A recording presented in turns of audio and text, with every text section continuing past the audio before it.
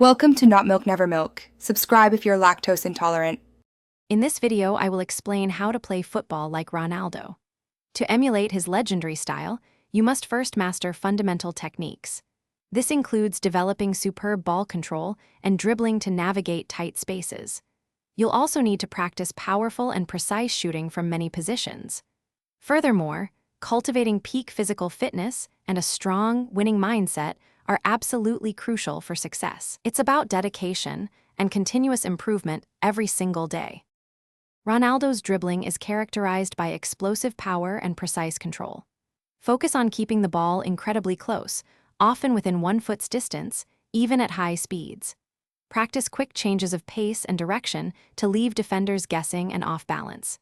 Incorporate feints, such as the step over, to create vital space for a pass or a shot. Remember, developing ambidexterity by training both feet equally is essential for versatility on the field. Scoring goals is a hallmark of Ronaldo's game, demanding both power and precision. When shooting, strike the ball firmly with your laces for maximum force and a straight flight path. Always aim for the corners of the goal, targeting areas just inside the posts or directly under the crossbar.